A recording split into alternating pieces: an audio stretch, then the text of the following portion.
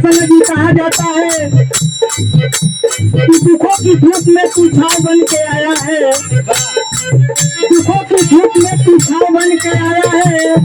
हमारी हर मुश्किलों को तूने हर बार अपनाया है। कैसे करूं शुक्रिया वादा है मेरे सतगुरु, तूने ही तो हम जैसे कंकर पत्थर को हिला बनाया है सागर जी। सफलत में काहे भुला गइला, सफलत में काहे भुला गइला, सफलत में काहे भुला गइला, सफलत में ईश्वर के अंश अधिकारी बारा ईश्वर के अंश अधिकारी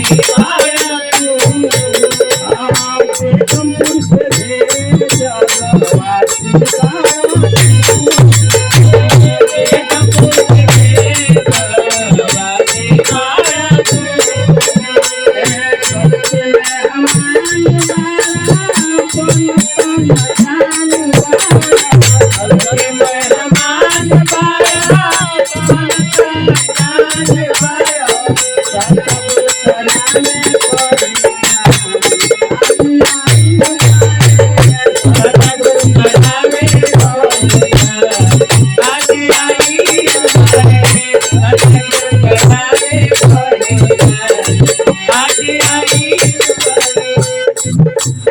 सबके राम नाम धन से माला माल कइले बा, सबके राम नाम धन से माला माल कइले बा, हमरे गुरु के बिना हमरे गुरु के बिना कमाल कइले बा,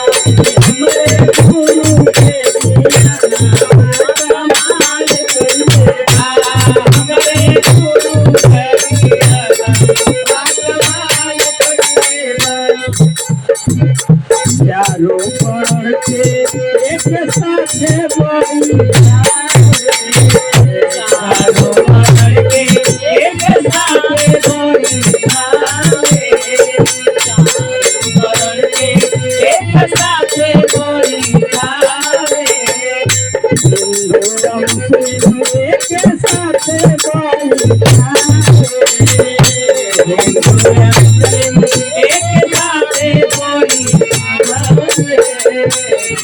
राम नाम धन से माला माल कइले बा, राम नाम धन से माला माल कइले बा, हमरे गुरु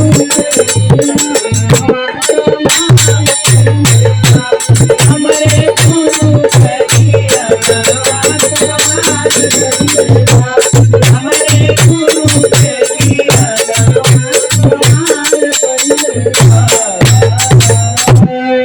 आपसे कहना जी। हाँ जी।